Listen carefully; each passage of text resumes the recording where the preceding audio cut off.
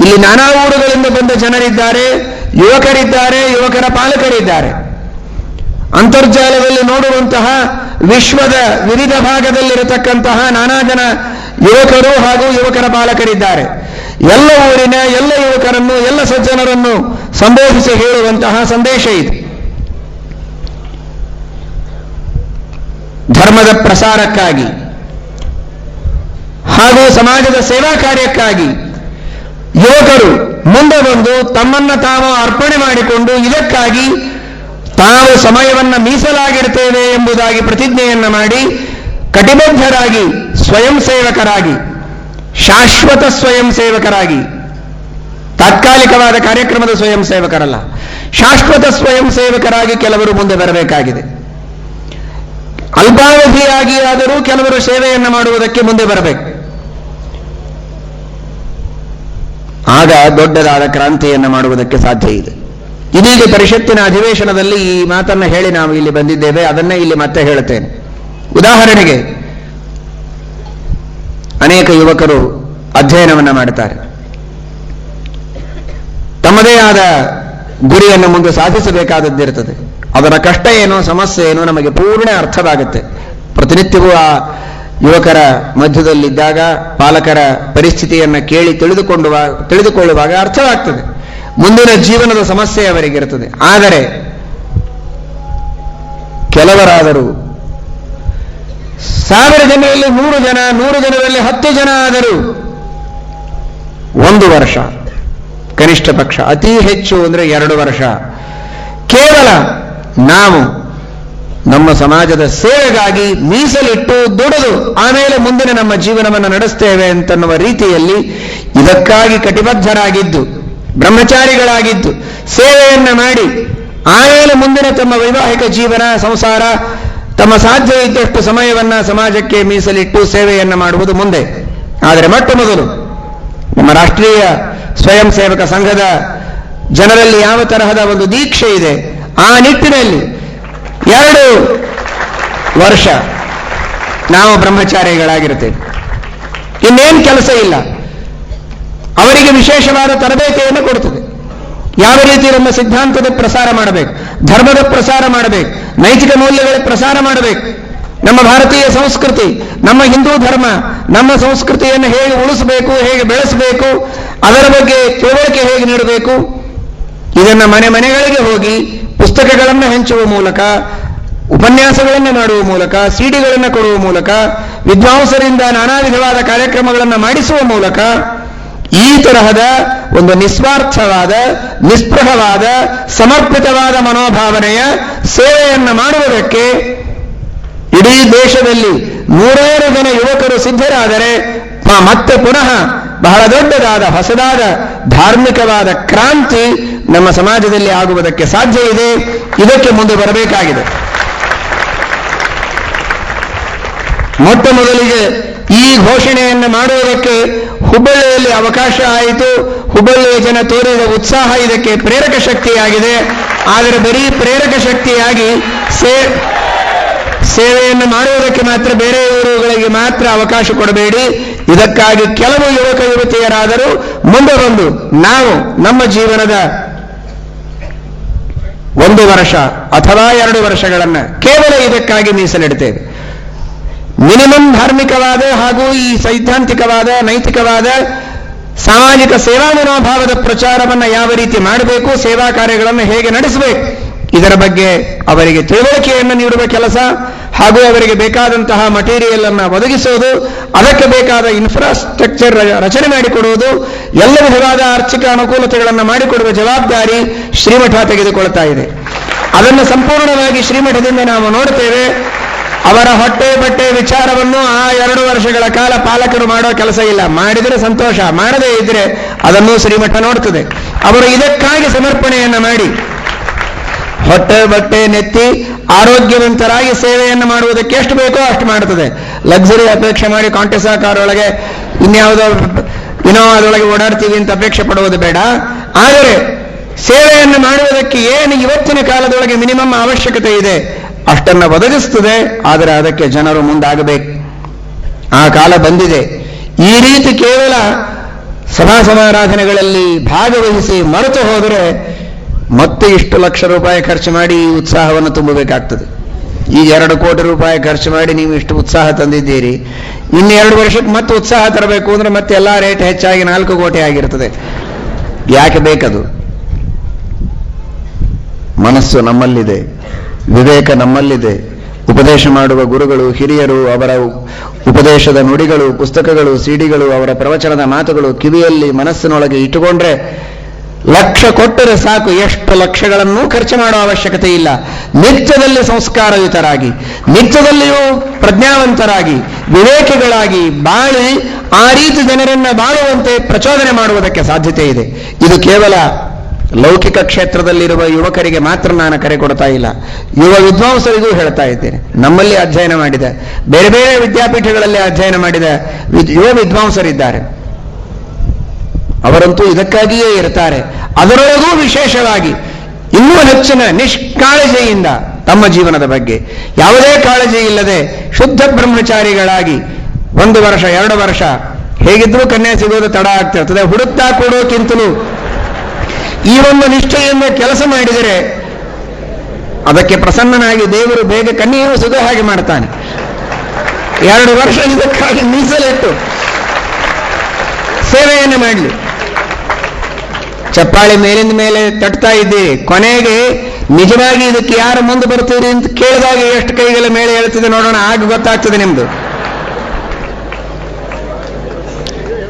ಇದಕ್ಕಾಗಿ ಮುಂದೆ ಬಂದು ನೀವು ಸೇವೆಯನ್ನು ಮಾಡಿದರೆ ನಿಜವಾಗಿ ಅಂತಹ ವಿದ್ವಾಂಸರು, ಇಂತಹ ಲೌಕಿಕ ಶಿಕ್ಷಣವನ್ನು ಪಡೆದ ಅನೇಕ ವಿಜ್ಞಾನದ ಕ್ಷೇತ್ರದಲ್ಲಿ ಬೇರೆ ಬೇರೆ ಕ್ಷೇತ್ರಗಳಲ್ಲಿ ಪರಿಣಿತರಾದವರು ಅತ್ಯುತ್ತಮವಾದ ರೀತಿಯಲ್ಲಿ ವೈಜ್ಞಾನಿಕವಾದ ವಿಶ್ಲೇಷಣೆಯನ್ನು ಮಾಡ್ತಾ ವೈಜ್ಞಾನಿಕ ಹಿನ್ನೆಲೆಯನ್ನು ಕೊಟ್ಟು, ನಾನು ಒಬ್ಬ ಲೌಕಿಕ ಶಿಕ್ಷಣವನ್ನು ಪಡೆದ ವಿದ್ಯಾರ್ಥಿ, ನಾನು ಮೆಡಿಕಲ್ ಓದಿದ್ದೇನೆ, ಇಂಜಿನಿಯರಿಂಗ್ ಓದಿದ್ದೇನೆ, ಇಷ್ಟೆಲ್ಲ ಓದಿ ನನಗೆ ಇದು ಕನ್ವಿನ್ಸ್ ಆಗಿದೆ.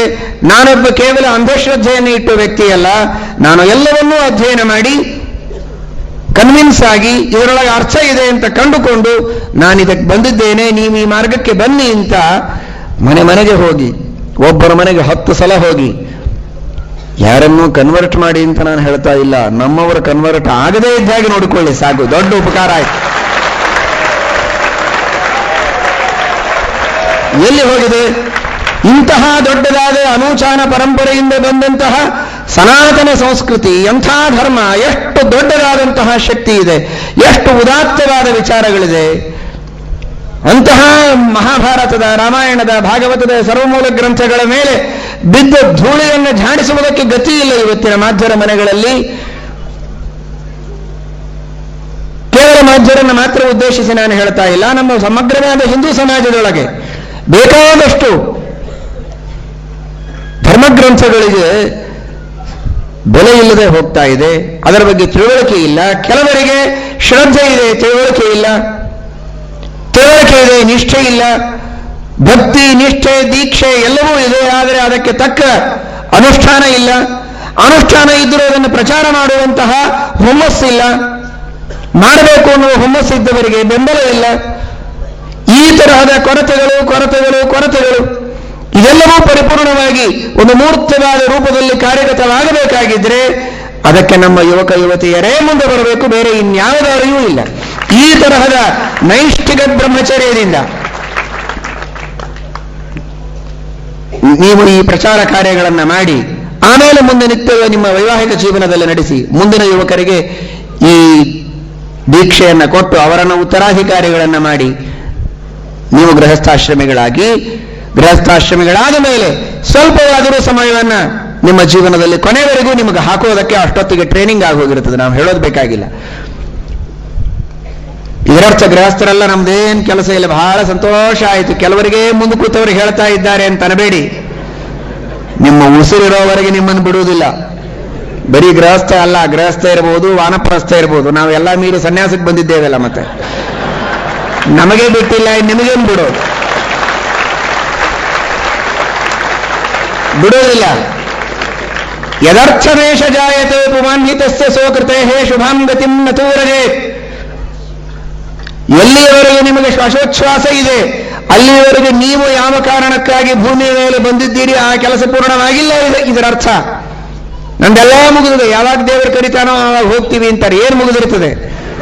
ಏನೇನೇನೇನೂ ಮುಗಿದಿರೋದಿಲ್ಲ. ಮಕ್ಕಳ ಮದುವೆ ಒಂದು ಮಾಡಿದ ಅಂದ್ರೆ ಮುಗಿದು. ಇಷ್ಟು ಸಲುವಾಗಿ ನೀನು ಹುಟ್ಟಿದ್ಯಾ ಮಹಾರಾಯ? ಯಾರೋ ಮಾಡ್ತಿದ್ದೀರಲ್ಲೋ. ನಂದೆಲ್ಲ ಮುಗಿದಿದೆ ಅಂತಂತಾನೆ. ಇದಕ್ಕಾಗಿ ಹುಟ್ಟಿಲ್ಲ ನೀನು. ಮಗು ಪ್ರತಿನಿತ್ಯ ಹೇಳುವ ಮಾತು ಮತ್ತೆ ನೆನಪಿಸಿಕೊಳ್ಳಿ. ಏತದ್ದೇಶ ಪ್ರಸೂತಸ್ಯ ಸಕಾಶಾದಗ್ರಜನ್ಮನಃ ಸ್ವಂ ಸ್ವಂ ಚರಿತ್ರಂ ಶಿಕ್ಷೇರಂ ಪೃಥಿವ್ಯಾಂ ಸರ್ವಮಾನವಃ.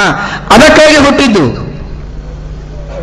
ನಾವು ನಡೆದು ನಮ್ಮಂತೆ ಸಾವಿರಾರು ಜನರನ್ನು ನಡೆಸುವುದಕ್ಕೆ ನಾವು ಹುಟ್ಟಿದ್ದು. ಅದಕ್ಕಾಗಿ ಬಾಳಬೇಕು, ಅದಕ್ಕಾಗಿ ನಾವು ಮುಂದೆ ಬರಬೇಕಾಗಿದೆ. ಎಲ್ಲಿದ್ದೇವೆ ನಾವು? ಕೂಪಮಂಡೂಕ ವೃತ್ತಿ ಬೇಡ. ಬಾವಿಯಲ್ಲಿರುವ ಕಪ್ಪಿಗೆ ಇದಕ್ಕೂ ಹೆಚ್ಚು ನೀರೇ ಇಲ್ಲ ಅಂತ ಅನಿಸುವ ಹಾಗೆ, ಸಾಕು ನಾನಿದ್ದದ್ದೇ ಸಾಕಷ್ಟಾಗಿದೆ, ನಾನು ಮಾಡಿದ್ದೇ ಬೇಕಾದಷ್ಟಾಯಿತು, ಇನ್ನೇನು ಉಳಿಯಿತು ಅಂತನ್ನುವ ತೃಪ್ತಿ ಬೇಡ. ಉತ್ಸಾಹ ಇರಲಿ, ಮಾಡುವ ಕಾರ್ಯಗಳಲ್ಲಿ ಆನಂದ ಇರಲಿ, ಸಂತೋಷ ಇರಲಿ, ನೆಮ್ಮದಿ ಇರಲಿ. ಮಾಡುವುದರೊಳಗೆ ಬೇಕಾದಷ್ಟು ನಮ್ಮನ್ನು ನಾವು ಹುರಿದುಂಬಿಸುವ ರೀತಿಯಲ್ಲಿ ಸಂತೋಷದಿಂದ ಇರೋಣ. ತೃಪ್ತಿ ಮಾತ್ರ ಬೇಡ. ಸಾಕು, ಇನ್ನೇನು ಮಾಡೋದಿದೆ ಎನ್ನುವುದು ಬೇಡ. ಇನ್ನೂ ಮಾಡಬೇಕು, ಇನ್ನೂ ಮಾಡಬೇಕು, ಇನ್ನೂ ಮಾಡಬೇಕು ಅಂತ ಸಾಯಬೇಕು. ಅದು ನಿಜವಾದಂತಹ ಜೀವನದ ಗುರಿ. ಆ ರೀತಿಯ ಸೇವೆಯನ್ನ ಪ್ರತಿಯೊಬ್ಬ ಗೃಹಸ್ಥರೂ ಸರಿ, ವಯಸ್ಸಾದವರೂ ಸರಿ, ನಮ್ಮ ನಮ್ಮ ಮಟ್ಟದಲ್ಲಿ ನಮಗೆಷ್ಟು ಸಾಧ್ಯವೋ ನಮ್ಮ ಈ ವಯಸ್ಸು, ಈ ಬಂಧನದೊಳಗೆ ನಮಗೇನು ಕಾರ್ಯ ಮಾಡಲಿಕ್ಕಾಗ್ತದೆ, ಅಥವಾ ರಿಟೈರ್ ಆದ ನಿವೃತ್ತ ಜೀವನದವರು ನಾವು ಇಂಥ ಕಾರ್ಯಗಳನ್ನು ಮಾಡಲಿಕ್ಕೆ ಕುಳಿತಲ್ಲೇ ನಮಗೆ ಸಾಧ್ಯ ಇದೆ, ಅಥವಾ ಇನ್ನೂ ನಮಗೆ ರಿಟೈರ್ ಆದರೂ ನಾವೇನು ಟೈರ್ಡ್ ಆಗಿಲ್ಲ, ನಾವು ಓಡಾಡ್ತೇವೆ ಅಂತನ್ನುವ ಹುಮ್ಮಸ್ಸಿದ್ರೆ ಅಂಥವರಿಂದಲೂ ಮಾಡಿಸುವುದಕ್ಕೆ ಕಾರ್ಯಗಳಿವೆ. ಅವರಿಗೂ ತರಬೇತಿಯನ್ನು ನೀಡಲಾಗ್ತದೆ. ವೃದ್ಧರಿಗೆ, ಮಧ್ಯವಯಸ್ಕರಿಗೆ, ಮುಖ್ಯವಾಗಿ ಯುವಕ ಯುವತಿಯರಿಗೆ ಸಂಪೂರ್ಣವಾಗಿ ಇದಕ್ಕೆ ಸೀಮಿತವಾಗಿ ಇಟ್ಟು ಈ ಕಾರ್ಯವನ್ನು ಮಾಡಿ ನಿಮ್ಮ ಜೀವನ ಎಷ್ಟು ಅದ್ಭುತವಾಗ್ತದೆ. ಎಂತಹ ದೊಡ್ಡ ತೃಪ್ತಿ. ನೂರಾರು ಜನರನ್ನು ಸುಧಾರಿಸಿದ, ನೂರಾರು ಜನ ಧರ್ಮವನ್ನ, ಜಾತಿಯನ್ನ, ನೀತಿಯನ್ನ, ಅಧ್ಯಾತ್ಮವನ್ನ ಬಿಟ್ಟು ಆಚೆಗೆ ಹೋಗುವ ಜನರನ್ನ ಈ ಸನ್ಮಾರ್ಗದೊಳಗೆ ತಂದಂತಹ ತೃಪ್ತಿ. ನೀವು ಎಷ್ಟು ಕೋಟಿ ರೂಪಾಯಿಗಳನ್ನು ಮಾಡಿದರೂ, ಎಂತೆಂಥ ಕಾರೊಳಗೆ ಮೆರೆದರೂ, ಬೇಕಾದಷ್ಟು ಬಂಗಾರ, ಬೆಳ್ಳಿ, ಮುತ್ತು, ರತ್ನ, ಆಭರಣಗಳನ್ನ ಮೈ ಮೇಲೆ ಹಾಕೊಳ್ಳೋದಲ್ಲ, ಹೇಳ್ಕೊಂಡ್ರು, ಹುಗಿದ್ರು ಈ ಆನಂದ ಬರಲಿಕ್ಕೆ ಸಾಧ್ಯ ಇಲ್ಲ. ಈ ತೃಪ್ತಿಯೇ ಬೇರೆ, ಈ ಆನಂದವೇ ಬೇರೆ.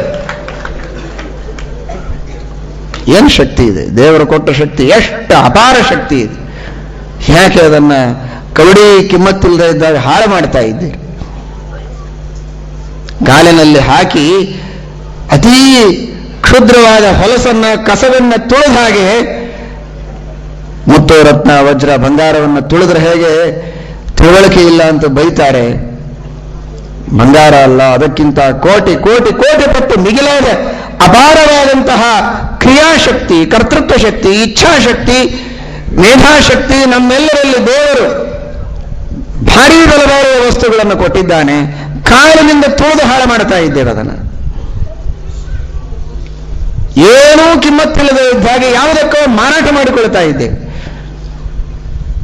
ಯಾರು ನಮ್ಮನ್ನು ಸಂಪೂರ್ಣವಾಗಿ ನಿರ್ಮೂಲನೆ ಮಾಡಬೇಕು ಮಾನಸಿಕವಾಗಿ ತನ್ನೋದಕ್ಕಾಗಿ ಇನ್ನೂ ಪ್ರಯತ್ನ ಮಾಡ್ತಾ ಇದ್ದಾರೆ. ಒಂದು ದಿನ ಆಳಿ ಹೋದರು, ಕೆಲವು ವರ್ಷಗಳವರೆಗೆ, ನೂರಾರು ವರ್ಷ, ಏನೋ 50 ವರ್ಷಗಳ ಹಿಂದೆ ಸ್ವಾತಂತ್ರ್ಯವನ್ನು ಪಡೆದಿದ್ದೇವೆ ಅಂತ ಸಂತೋಷ ಪಡುವುದರೊಳಗೆ ಮಾನಸಿಕವಾಗಿ ಸಂಪೂರ್ಣ ಇನ್ನೂ ತಮ್ಮ ದಾಸ್ಯದೊಳಗೆ ಇಟ್ಟುಕೊಳ್ಳಬೇಕು ಅಂತ ಪ್ರಯತ್ನ ಮಾಡುವ ಪಾಶ್ಚಾತ್ಯರ ಅನುಕರಣೆಯನ್ನು ಮಾಡಿ ಅದನ್ನೇ ಪ್ರಚಾರ ಮಾಡಿ ಅದಕ್ಕಾಗಿ ನಮ್ಮ ಮನಸ್ಸನ್ನ, ನಮ್ಮ ಶಕ್ತಿಯನ್ನ ಮಾರಿಕೊಂಡಿದ್ದೇವೆ. ಬದುಕಿಗಾಗಿ ಅನಿವಾರ್ಯವಾದ ಸಂಗತಿಗಳು ಹಾಗಿರಲಿ, ಆದರೆ ಇನ್ನುಳಿದ ಸಮಯದಲ್ಲಿ ತಾನು ಬದುಕುವಷ್ಟು ಬದುಕಿ, ಆನಂದದಿಂದ ಜೀವನ ಮಾಡಿ, ಸುಖವಾಗಿ ಬದುಕಿ, ಈ ಅಧ್ಯಾತ್ಮವನ್ನ, ಭಾರತೀಯ ಸಂಸ್ಕೃತಿಯನ್ನ, ಧರ್ಮವನ್ನ, ನೈತಿಕ ಮೌಲ್ಯಗಳನ್ನ ಜಗತ್ತಿನಲ್ಲಿ ಸಂಸ್ಥಾಪನೆ ಮಾಡುವುದಕ್ಕೂ ತನ್ನಲ್ಲಿ ಸಾಧ್ಯತೆ ಇದೆ. ತಾನು ಸುಖವಾದ ಲೌಕಿಕ ಜೀವನವನ್ನು ನಡೆಸಿಯೂ ಇದನ್ನು ಮಾಡಬಹುದು. ಕಾವಿ ಉಡಬೇಕಾಗಿಲ್ಲ ಎಲ್ಲರೂ ಕೂಡ, ದಂಡ ಹಿಡಿಯಬೇಕಾಗಿಲ್ಲ. ಆದರೆ ಇದನ್ನು ಮಾಡೋದೇ ಇಲ್ಲ ಅಂತನ್ನುವ ಔದಾಸೀನ್ಯವನ್ನು ತೊರೆದರೆ ಸಾಕು, ಇದಕ್ಕಾಗಿ ಸಮಯವನ್ನು ಹಾಕಿದರೆ ಸಾಕು. ಈ ನಿಟ್ಟಿನಲ್ಲಿ ಆಲೋಚನೆ ಮಾಡಿ, ಗಂಭೀರವಾಗಿ ಆಲೋಚನೆ ಮಾಡಿ. ಸಮಯ ಆಗಿದೆ ಅಂತ ಆಚೆ ಈಚೆ ನೋಡಬೇಡಿ. ನಿಮಗೆ ಹೋಗೋದಕ್ಕೆ ಬಸ್ ಸಿಕ್ಕರೆ ಸಂತೋಷ, ಸಿಗದೇ ಇದ್ರೆ ಹೀಗೆ ಬೆಳಗಿನ ತಲೆಯನ್ನು ಕಟ್ಟದು ಬ್ರೈನ್ ವಾಶ್ ಮಾಡ್ತೇವೆ ಇಲ್ಲೇ ಕೂಡಿಸಿ.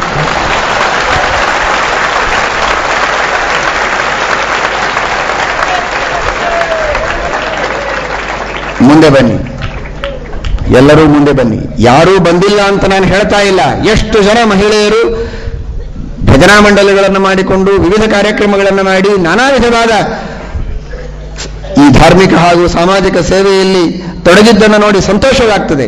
ಏನು ಮಾಡಿಲ್ಲ ಅಂದ್ರೆ ನಾನು ಯಾಕೆ ಹೇಳ್ತಾ ಇದ್ದೆ, ಹೇಳಬೇಕು ಅನ್ನೋ ಪ್ರಚೋದನೆ ಆದರೂ ಯಾಕೆ ಬರ್ತಿತ್ತು. ಮಾಡ್ತಾ ಇದ್ದೀರಿ, ಪುರುಷರೂ ಮಾಡಿದ್ದೀರಿ, ಸ್ತ್ರೀಯರೂ ಮಾಡಿದ್ದೀರಿ, ಸೇವೆಯನ್ನು ಮಾಡಿದ್ದೀರಿ, ಆತ್ಮಾರ್ಪಣೆ ಮಾಡಿಕೊಂಡಿದ್ದೀರಿ, ಇದಕ್ಕಾಗಿ ಬೇಕಾದಷ್ಟು ಮುಂದೆ ಬಂದಿದ್ದೀರಿ. ಆದರೆ ಇದು ಇನ್ನೂ ವ್ಯಾಪಕವಾಗಿ ಮಾಡುವ ಸಾಧ್ಯತೆ ಇದೆ, ಇನ್ನೂ ಹೆಚ್ಚಿನ ಮಟ್ಟದಲ್ಲಿ ಮಾಡಬಹುದು. ಇದಕ್ಕಾಗಿ ಒಂದು ಏನಿಲ್ಲದೆ ಅಶಿಕ್ಷಿತವಾದ ಪಟುತ್ವ ನಿಮ್ಮಲ್ಲಿದೆ. ಹೇಳದೆ ಕೇಳದೆ ಕಲಿಯದೆ ಇಷ್ಟೆಲ್ಲ ಮಾಡುವುದಕ್ಕೆ ಸಾಧ್ಯ ಆದಾಗ ಇನ್ನೂ ವಿಶೇಷವಾಗಿ ತರಬೇತಿಯನ್ನು ಪಡೆದು ಮುಂದೆ ಬಂದು ಇದಕ್ಕಾಗಿ ಒಂದು ವ್ಯವಸ್ಥಿತವಾದ ನೆಟ್ವರ್ಕ್ ಮಾಡಿಕೊಂಡು ಎಲ್ಲರೂ ಸೇರಿ ಮುಕ್ತ ಮನಸ್ಸಿನಿಂದ, ಇದರೊಳಗೆ ದ್ವೇಷ ಇಲ್ಲ, ಯಾವ ಪಂಗಡದ, ಯಾವ ವರ್ಗದ, ಯಾವ ಧರ್ಮದ ದ್ವೇಷ, ಅಸೂಯೆ, ಮಾತ್ಸರ್ಯ, ಕಿಂಚಿತ್ತು ಸ್ವಂಕು ಇದರೊಳಗೆ ತಾಕಿಲ್ಲ. ಕೇವಲ ನಮ್ಮದೇ ಆದಂತಹ ಸನಾತನವಾದ ಭಾರತೀಯ ಸಂಸ್ಕೃತಿ, ವೈದಿಕ ಧರ್ಮ, ಹಿಂದೂ ಧರ್ಮ, ವೈಷ್ಣವ ಸಿದ್ಧಾಂತ, ವಿಷ್ಣು ಸರ್ವೋತ್ತಮತ್ವ, ಶ್ರೀಮದಾನಂದ ತೀರ್ಥ ಭಗವತ್ಪಾದಾಚಾರ್ಯರ ಶುದ್ಧವಾದ ಅಪ್ಪಟ ಚಿನ್ನದಂತೆ ಇರುವ ಸಿದ್ಧಾಂತದ ಪ್ರಸಾರ ಮಾಡುವ ಸದುದ್ದೇಶ ಒಂದೇ ಒಂದು, ಇನ್ಯಾವ ಉದ್ದೇಶವೂ ಇದರೊಳಗಿಲ್ಲ. ಇದರೊಳಗೆ ಕೀರ್ತಿಯನ್ನ ಯಾರೂ ಅಪೇಕ್ಷೆ ಪಡಬೇಡಿ, ಹೆಸರು ಬರಬೇಕು ಅಂತ ಅಪೇಕ್ಷೆ ಪಡಬೇಡಿ. ಪ್ರಚಾರಕ್ಕಾಗಿ ಅವಶ್ಯಕ ಎಷ್ಟೋ ಅಷ್ಟನ್ನು ಮಾಡಿ. ನಮ್ಮ ಹೆಸರು ಬರಬೇಕು, ನಾನು ಮಾಡಿದೆ ಅಂತ ಗೊತ್ತಾಗಬೇಕು. ಹಣದ ಅಪೇಕ್ಷೆ ಬೇಡ, ಪ್ರಚಾರದ ಅಪೇಕ್ಷೆ ಬೇಡ, ಇನ್ಯಾವ ವಿಧವಾದ ಮಾನ ಸನ್ಮಾನಗಳ ಅಪೇಕ್ಷೆ ಬೇಡ. ಅವುಗಳನ್ನು ಅಪೇಕ್ಷೆ ಪಡುವಂತಹ ಜನರಿಗೆ ನೋಡಿ ನಾಚಿಕೆಯಾಗಿರಬೇಕು, ನಿಮ್ಮನ್ನು ನೋಡಿ ಬೆರಳು ಕಚ್ಚಿರಬೇಕು.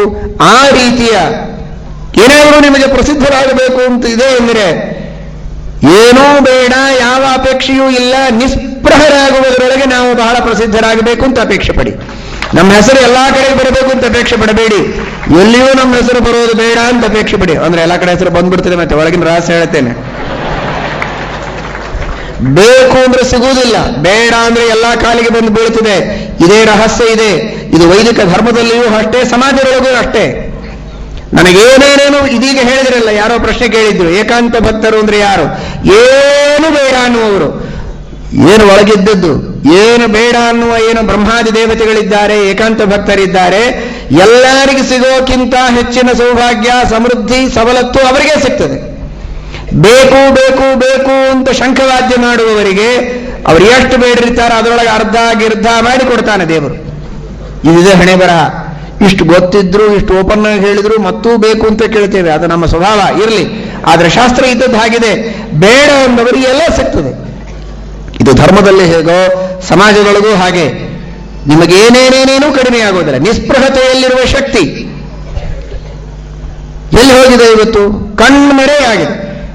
ನಾವು ನೋಡಿಲ್ಲ, ನಾವು ಹೊಸಬರೇ, ಯುವಕರೇ. ನಾವು ದೇಶದ ಸ್ವಾತಂತ್ರ್ಯ ಪೂರ್ವದ ಕಥೆಯನ್ನು ಕೇಳಿದರೆ ಎಲ್ಲಿ ನೋಡಿದರಲ್ಲಿ ನಿಸ್ಪೃಹರಾದ ವ್ಯಕ್ತಿಗಳು, ನಿಸ್ವಾರ್ಥವಾಗಿ ಸೇವೆಯನ್ನು ಮಾಡುವಂತಹ ವ್ಯಕ್ತಿಗಳು, ಪ್ರಾಣಕ್ಕೆ ಪ್ರಾಣ ಕೊಡುವಂಥವರು, ದೇಶಕ್ಕಾಗಿ ಏನನ್ನೂ ಮಾಡುವುದಕ್ಕೆ ಸಿದ್ಧರಾದ ವ್ಯಕ್ತಿಗಳು ಕಾಣ್ತಾ ಇದ್ರು. ಇವತ್ತು ಎಲ್ಲಿ ನೋಡಿದರೂ ಸ್ವಾರ್ಥ, ಎಲ್ಲಿ ನೋಡಿದರೂ ದುಡ್ಡು, ಲಂಚ, ಹೇಗೆ ಮಾಡಬೇಕು, ಹೇಗೆ ದುಡ್ಡು ಮಾಡಬೇಕು, ಹೇಗೆ ಇನ್ವೆಸ್ಟ್ ಮಾಡೋದು, ತಾನು ತನ್ನದು ದುಡ್ಡು ಕಾಸು ಇದರೊಳಗೇ ಇದ್ದಾರೆ. ಎಲ್ಲರೂ ಇದ್ದಾರೆ. ಎಲ್ಲೋ ಬೆರಳೆಣಿಕೆಯಷ್ಟು 10 ಬೆರಳುಗಳು ಪೂರ್ಣ ಕೆಲಸಕ್ಕೆ ಬರೋದಿಲ್ಲ. ಎಣಸಲಿಕ್ಕೆ ಮಾಡಿದ್ರೆ 1 2 ಮುಗದೆ ಹೋಗ್ತದೆ ಬೆರಳುಗಳು. ಎಲ್ಲಿಯೂ ಕಾಣಿಸ್ತಾ ಇಲ್ಲ. ಯಾಕೆ? ಅದೇ ದೇಶಭಕ್ತರ, ಅದೇ ರಾಷ್ಟ್ರಭಕ್ತರ, ಅದೇ ವಿಷ್ಣು ಭಕ್ತರ, ಅದೇ ಸಿದ್ಧಾಂತ ದೀಕ್ಷೆ ಇರುವಂತಹ ಸಜ್ಜನರ ರಕ್ತವಾಹಿನಿಯೇ ನಮ್ಮಲ್ಲಿಯೂ ಹರಿದು ಬಂದಿದೆಯಲ್ಲ. ನಾವ್ಯಾಕೆ ಈ ರೀತಿ ಅತ್ಯಂತ ಅಪಹಾತರಾಗಿ, ಯಾವ ಕೆಲಸಕ್ಕೂ ಬರದೇ ಇದ್ದ ಹಾಗೆ ನಿಸ್ತೇಜಸ್ಕರಾಗಿ, ಶಕ್ತಿಹೀನರಾಗಿ, ನಪುಂಸಕರಾಗಿರುವ ಅವಶ್ಯಕತೆ ಇದೆ.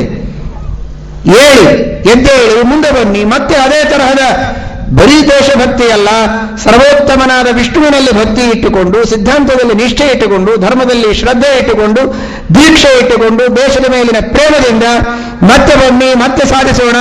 ಹೊಸದಾದಂತಹ ಸ್ವತಂತ್ರವಾದ, ಮಾನಸಿಕ ಸ್ವತಂತ್ರವಾದ ರಾಷ್ಟ್ರವನ್ನು ಕಟ್ಟೋಣ.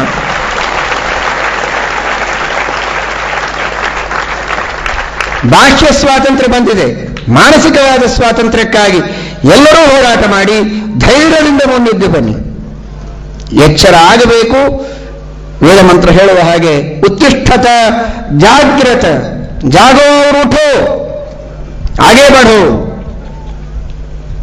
ನಾವು ಯಾರು ಇದನ್ನು ಅರ್ಥ ಮಾಡಿಕೊಳ್ಳೋಣ, ಎಚ್ಚರವಾಗೋಣ. ಮುಂದೆ ನಡೆದು ನಮ್ಮ ಗುರಿಯನ್ನು ಸಾಧಿಸುವುದಕ್ಕೆ ಪ್ರತಿಯೊಬ್ಬರೂ ಸಾಧಿಸೋಣ.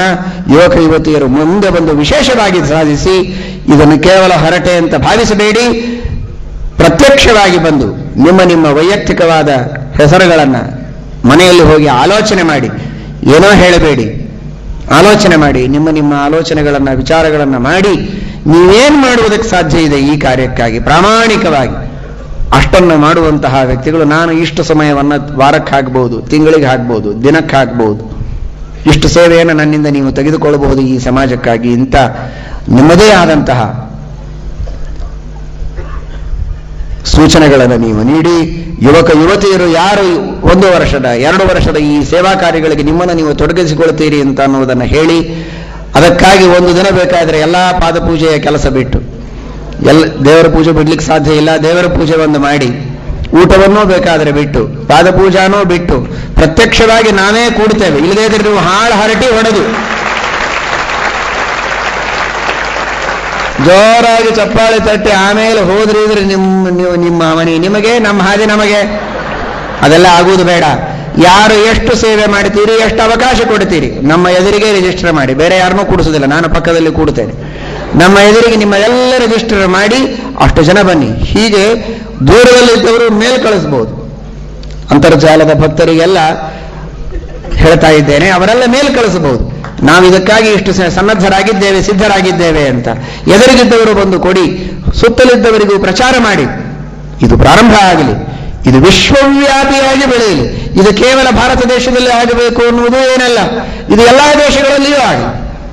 ನಮ್ಮ ಸಂಸ್ಕೃತಿಯ ಪ್ರಚಾರ, ನಮ್ಮ ಧರ್ಮದ ಪ್ರಚಾರ ಯಾವ ದೇಶದಲ್ಲಿ ಯಾವ ರೀತಿಯಾಗಿ ಅಲ್ಲಿಯ ದೇಶ ಕಾಲಮಾನಗಳಿಗೆ ತಕ್ಕ ಹಾಗೆ ಆಗಬೇಕೋ, ಇದು ಅಮೆರಿಕಾದಲ್ಲಿಯೂ ಆಗಲಿ, ಯುರೋಪಿನಲ್ಲಿಯೂ ಆಗಲಿ, ಆಸ್ಟ್ರೇಲಿಯಾದಲ್ಲಿಯೂ ಆಗಲಿ, ಆಫ್ರಿಕಾದಲ್ಲಿಯೂ ಆಗಲಿ, ಎಲ್ಲ ದೇಶದ ಮೂಲಗಳಲ್ಲಿ ಎಲ್ಲಿ ಭಾರತೀಯರಿದ್ದಾರೆ ಅಲ್ಲಿ ಭಾರತೀಯ ಸಂಸ್ಕೃತಿ ಉಳಿಯಲಿ, ಅಲ್ಲಿ ಸನಾತನ ವೈದಿಕ ಧರ್ಮ ಉಳಿಯಲಿ. ಭಾರತದಲ್ಲಿ ಅಲ್ಲ, ಭಾರತೀಯರು ಎಲ್ಲಿದ್ದಾರೋ ಅಲ್ಲೆಲ್ಲ ಕಡೆಗೂ ಈ ಸಂಸ್ಕೃತಿ, ಈ ನಿಷ್ಠೆ, ಈ ಭಕ್ತಿ, ಈ ಶ್ರದ್ಧೆ ಉಳಿಯಲಿ. ಎಲ್ಲ ಕಡೆಗೂ ಇದಕ್ಕೆ ಪ್ರಚಾರ ಆಗಲಿ. ಇದು ವಿಶ್ವವ್ಯಾಪಿಯಾಗಿ ಬೆಳೆಯಲಿ. ಇದು ದೇಶವ್ಯಾಪಿಯಾಗಿ ಅಲ್ಲ, ವಿಶ್ವವ್ಯಾಪಿಯಾಗಿ ಈ ಕಾರ್ಯ ಆಗಬೇಕು. ಇದಕ್ಕೆ ಮುಂದೆ ಬನ್ನಿ, ಈಗ ಕೈ ಮಾಡಿ. ಮತ್ತೊಂದು ದಿನ ಇದಕ್ಕಾಗಿ ನೀವೆಲ್ಲ ಬಂದು ನಿಮ್ಮ ಹೆಸರನ್ನ ಕೊಟ್ಟು ಹೋಗಿ. ಯಾರು ಮುಂದೆ ಬರ್ತೀರಿ ಹೇಳಿ, ಪುಕಟ್ ಕೈ ಮಾಡಬೇಡಿ. ಎಷ್ಟು ವರ್ಷ? 1 ವರ್ಷ ಇದ್ರೆ 1 ಕೈ, 2 ವರ್ಷದವರು 2 ಕೈ. ಬಹಳ ಸಂತೋಷ, ಪ್ರಾಮಾಣಿಕ. ಇಷ್ಟು ಹೇಳಿದ ಮೇಲೂ ಕೆಲವರು ಒಂದೇ ಕೈ ಎತ್ತಿದ್ದಾರಲ್ಲ, ಅದು ನನಗೆ ಸಂತೋಷ ತಂದಿದೆ. ಯಾಕಂದ್ರೆ ಪ್ರಾಮಾಣಿಕತೆ ಇದೆ ಅದರೊಳಗೆ. ಸುಮ್ಮನೆ 2 ಎತ್ತೋದು ಬೇಡ, ಒಂದಾದರೂ ಮಾಡೋದು ಖಾತ್ರಿ ಇದ್ದಿದ್ದಕ್ಕೆ 2ನೇದು ಎತ್ತಿಲ್ಲಲ್ಲ, ಹಾಗಾದ್ರೆ ಅದು ಕನ್ಫರ್ಮೇಷನ್ ಆಯಿತು, ಒಂದಂತೂ ಮಾಡ್ತಾರೆ ಅಂತ. ಸರಿ, ಅನೇಕ ಹೆಣ್ಣು ಮಕ್ಕಳಲ್ಲಿ ಯಾರು ಮುಂದೆ ಬಂದ ಹಾಗೆ ಕಾಣಿಸಿಲ್ಲ. ಸರಿ, ಹೆಣ್ಣು ಮಕ್ಕಳು ಪುರುಷರಲ್ಲಿ ಇಷ್ಟು ಜನರಲ್ಲಿ 100 ಜನ ಆದರೂ ಮುಂದೆ ಬಂದಿದ್ದೀರಿ. ಇದಕ್ಕಾಗಿ ಮಾಡ್ತೇವೆ ಅಂತನ್ನುವ ನಿಮ್ಮ ಅಭಿಪ್ರಾಯವನ್ನು ವ್ಯಕ್ತಪಡಿಸಿದ್ದೀರಿ. ನಿಶ್ಚಿತವಾಗಿಯೂ ಈ ಕಾರ್ಯ ಆಗ್ತದೆ. ನಾವು ಹೇಳಿದ್ರೆ ಈ ಕಾರ್ಯ ಆಗ್ತದೆ ಅಂತ ನನಗೇನು ಅನಿಸುವುದಿಲ್ಲ, ಆದರೆ ಇದನ್ನು ನಾವು ಹೇಳ್ತಾ ಇಲ್ಲ ಅನ್ನೋದನ್ನು ಮೊದಲಿಗೆ ತಿಳ್ಕೊಳ್ಳಿ. ಇದು ಶ್ರೀಮದ್ ಆನಂದ ತೀರ್ಥ ಭಗವತ್ಪಾದಾಚಾರ್ಯರು ಕುಳಿತ ಪೀಠ, ಹಂಸನಾಮಕ ಪರಮಾತ್ಮನ ಪೀಠ. ಮೂಲರಾಮದೇವರ, ದಿಗ್ವಿಜಯ ರಾಮದೇವರ, ವೇದವ್ಯಾಸದೇವರ, ಶ್ರೀಮದ್ ಆನಂದ ತೀರ್ಥ ಭಗವತ್ಪಾದಾಚಾರ್ಯರ, ಟೀಕಾಕೃತ್ಪಾದಾದಿ ಸಕಲ ಗುರುಗಳ, ನಮ್ಮ ಗುರುಗಳವರೆಗಿರುವ ಎಲ್ಲ ಈ ಪೀಠದಲ್ಲಿ ಕುಳಿತ ಗುರುಗಳ ಆದೇಶ, ಅವರ ಕಟ್ಟಪ್ಪಣೆ ಎಂಬುದಾಗಿ ತಿಳಿದು ಇದನ್ನು ಮಾಡಿ. ಅವರ ಆಜ್ಞೆಯಲ್ಲಿ ಆ ಶಕ್ತಿ ಇದೆ, ಆ ದೇವರ ವಾಣಿಯಲ್ಲಿ ಆ ಶಕ್ತಿ ಇದೆ. ಇದೇ ಮಾತನ್ನು ನಾನೊಬ್ಬ ಸಾಮಾನ್ಯ ವ್ಯಕ್ತಿಯಾಗಿ ಹೇಳಿದರೆ ಅದರೊಳಗೆ ಅರ್ಥ ಇಲ್ಲ. ಇದು ಎನ್ನ ಮಾತಲ್ಲ, ಇದು ಎನ್ನ ಹಿರಿಯರ ಮಾತು. ಗೋಪಾಲದಾಸರು ಹೇಳುವ ಹಾಗೆ ಇದು ಎನ್ನ ಮಾತಲ್ಲ, ಒಳಗಿರುವಂತಹ ಗುರುಗಳ ಮಾತು, ತತ್ವಾಭಿಮಾನಿ ದೇವತೆಗಳ ಮಾತು, ಶ್ರೀಮದಾನಂದ ತೀರ್ಥ ಭಗವತ್ಪಾದಾಚಾರ್ಯರೇ ಒಳಗೆ ಕುಳಿತು ನುಡಿಸಿದಂತಹ ಮಾತು, ಅವರ ಆಜ್ಞೆ ಮಾಡುವ ಋಗ್ಭಾಷ್ಯ ಟೀಕೆಯಲ್ಲಿ ಒಂದು ಮಾತನ್ನು ಟೀಕಾಕೃತ್ಪಾದರು ಹೇಳ್ತಾರೆ. ಋಜುಗುಣಸ್ಥರಾದ ವ್ಯಕ್ತಿಗಳು ಉಪದೇಶ ಮಾಡಿದಾಗ ಆ ಮಾಡಿದ ಉಪದೇಶ ಎಂದೆಂದಿಗೂ ವ್ಯರ್ಥವಾಗುವುದಿಲ್ಲ, ಅದು ಸಾರ್ಥಕವಾಗಲೇಬೇಕು, ಅದು ಮೋಕ್ಷದಾಯಕವೇ ಆಗಬೇಕು ಅಂತ. ಹೀಗಾಗಿ ನಾವು ಇದನ್ನು ಉಪದೇಶ ಮಾಡಿದ್ದೇವೆ ಅಂತ ತಿಳಿದರೆ ಅದರ ಯೋಗ್ಯತೆ, ಅದರ ಸಾರ್ಥಕತೆ ಅಷ್ಟರ ಮಟ್ಟಿಗೇನೆ ಇರುತ್ತದೆ, ಬಹಳ ಏನಾಗುವುದಿಲ್ಲ. ನಾವು ಅತ್ಯಲ್ಪರು, ಸಾಮಾನ್ಯರು. ಆದರೆ ಜೀವೋತ್ತಮರಾದ ಶ್ರೀಮದ್ ಆನಂದ ತೀರ್ಥ ಭಗವತ್ಪಾದಾಚಾರ್ಯರೇ ತಮ್ಮ ಗ್ರಂಥಗಳಲ್ಲಿ ಹೇಳಿದ ತತ್ವಗಳು, ಅವರೇ ಅಂತರ್ಯಾಮಿಗಳಾಗಿ ಒಳಗು ನಿಂತು ತಾವು ನುಡಿದು ನುಡಿಸುವ ಈ ಮಾತು ಶ್ರೀಮದ್ ಆಚಾರ್ಯರ ವಾಣಿ ಎಂಬುದಾಗಿ ವಿಶ್ವಾಸವನ್ನಿಡಿ, ಆ ವಿಶ್ವಾಸ ನಿಮಗಿದ್ದರೆ ಈ ಕಾರ್ಯ ಪೂರ್ಣವಾಗಿ ಯಶಸ್ವಿಯಾಗಿ ಸಫಲವಾಗಿ ಶ್ರೀಹರಿಯ ಪ್ರೀತಿಯಾಗುವ ರೀತಿಯಲ್ಲಿ ಈ ಕಾರ್ಯ ನಡೆಯುತ್ತದೆ. ಇದು ನಾನಾ ರೀತಿಯಲ್ಲಿ ಇದರ ಕಾರ್ಯ ಆಗಬೇಕು. ಪ್ರತಿಯೊಬ್ಬ ಯುವಕ ಯುವತಿಯರು ಕೂಡ ಧರ್ಮ ಮಾರ್ಗದಿಂದ ಇರಬೇಕು, ಅತ್ಯುನ್ನತವಾದ ಸಂಸ್ಕಾರಗಳನ್ನು ಪಡೆದಿರಬೇಕು, ಧಾರ್ಮಿಕವಾದ ಜೀವನವನ್ನು ನಡೆಸಬೇಕು. ತಂದೆ ತಾಯಿಗಳಿಗೆ, ಹಿರಿಯರಿಗೆ, ಗುರುಗಳಿಗೆ ಎಲ್ಲರಿಗೂ ಸಂತೋಷವಾಗುವ ರೀತಿಯಲ್ಲಿ ಪರೋಪಕಾರವನ್ನು ಮಾಡ್ತಾ ದೊಡ್ಡದಾದ ಒಬ್ಬೊಬ್ಬ ವ್ಯಕ್ತಿ ಒಂದೊಂದು ಶಕ್ತಿಯಾಗಿ, ಒಬ್ಬೊಬ್ಬ ಮನುಷ್ಯ ಒಂದೊಂದು ಸಂಸ್ಥೆಯಾಗುವ ರೀತಿಯಲ್ಲಿ ಈ ನಮ್ಮ ಕಾರ್ಯ ಯಶಸ್ವಿಯಾಗಲಿ. ಹಾಗೆ ನಾವು ವಿಶೇಷವಾಗಿ ಇದಕ್ಕಾಗಿ ಸ್ಪೆಷಲ್ ಆಗಿ ಹೇಗೂ ಪಾರಾಯಣ ನಡೆದಿದೆ ನೋಡಿ. ವಿಷ್ಣು ಸಹಸ್ರನಾಮದ ಶಕ್ತಿ ಏನು ಅದ್ಭುತ ಇದೆ. ಈ ವಿಚಾರ ಯಾಕೆ ಇಷ್ಟು ದಿವಸ ಬರಲಿಲ್ಲ, ಈಗ ಬಂತು. ಅದು ವಿಷ್ಣು ಸಹಸ್ರನಾಮದ ಶಕ್ತಿ. ಅದು ಲಕ್ಷ್ಮೀ ಶೋಭಾನ ಮಧ್ವನಾಮಗಳ ಪಾರಾಯಣವನ್ನು ಮಹಿಳೆಯರು ಮಾಡಿದ ಶಕ್ತಿ. ಪುರುಷರೆಲ್ಲ ವಿಷ್ಣು ಸಹಸ್ರನಾಮಗಳಿಂದ ಭಕ್ತಿಯಿಂದ ಪಾರಾಯಣ ವಿವಿಧ ದೇಶಗಳಲ್ಲಿ ಮಾಡಿದ್ದರ ಒಂದು ಶಕ್ತಿ. ಆ ಒಂದು ವಿಚಿತ್ರವಾದಂತಹ ವೈಬ್ರೇಷನ್ ಇದು ಎಲ್ಲರೊಳಗೂ ಬಂದು ಈ ಕೆಲಸವನ್ನು ಮಾಡಿಸ್ತಾ ಇದೆ. ಭಗವಂತನ ಅತ್ಯುನ್ನತವಾದ ಅನುಗ್ರಹ ಅದರಿಂದ ನಮಗಾಗಿದೆ. ಇದು ಮುಂದೆ ಯಶಸ್ವಿಯಾಗೋದಕ್ಕೂ ಅದೇ ವಿಷ್ಣು ಸಹಸ್ರನಾಮವೇ ನಮಗೆ ಶಕ್ತಿ, ಅದೇ ಲಕ್ಷ್ಮೀ ಶೋಭಾನ ಮಧ್ವನಾಮಗಳೇ ನಮಗೆ ಶಕ್ತಿ ಆಗ್ತವೆ. ಅದನ್ನು ಮಾತ್ರ ಮರೆಯಬೇಡಿ. ತಪ್ಪದೇ 3 ಬಾರಿ ಪಾರಾಯಣ ಮಾಡಿ. ಕೈ ಎತ್ತಿದ್ದೀರಲ್ಲ, ನಿಮ್ಮ ಕೆಲಸ ಬಹಳ ದೊಡ್ಡದಿದೆ. ಎತ್ತಿದಂತಹ ಕೈ ಇದು ಕೊನೆಯವರೆಗೆ ಸಾರ್ಥಕವಾಗಬೇಕಾದರೆ ಆ ಅಂತಃಸತ್ವ ಬೆಳೆಯುವುದಕ್ಕೆ ಗುರುಗಳ ಸ್ಮರಣೆ ಹಾಗೂ ವಿಷ್ಣು ಸಹಸ್ರನಾಮಗಳ ಪಾರಾಯಣವನ್ನು ನಿರಂತರವಾಗಿ ಮಾಡಿ. ಆ ಬಲದಿಂದ ಈ ಕಾರ್ಯ ಯಶಸ್ವಿಯಾಗ್ತದೆ. ಹುಬ್ಬಳ್ಳಿಯಲ್ಲಿರೋದರೊಳಗೆ ಈ ಒಂದು ಕಾರ್ಯವನ್ನು ಬಹಳ ದೊಡ್ಡದಾದ ಒಂದು ಕ್ರಾಂತಿಕಾರಿಯಾದ ಚಟುವಟಿಕೆಯ ಒಂದು ಉಗಮ ಅದು ಹುಬ್ಬಳ್ಳಿ ನಗರ ಆಗಲಿ. ಆ ರೀತಿಯ ಒಂದು ವಿಶೇಷವಾದ ಕೀರ್ತಿ ನಿಮ್ಮ ಊರಿಗೆ ಬರುವಂತೆ ಆಗಲಿ. ಇಲ್ಲಿ ಯುವಕ ಯುವತಿಯರಿಗೆ ಅದು ಸಲ್ಲಲಿ. ಇದೆಲ್ಲವೂ ಯಶಸ್ವಿಯಾಗಲಿ. ಶ್ರೀಕೃಷ್ಣ.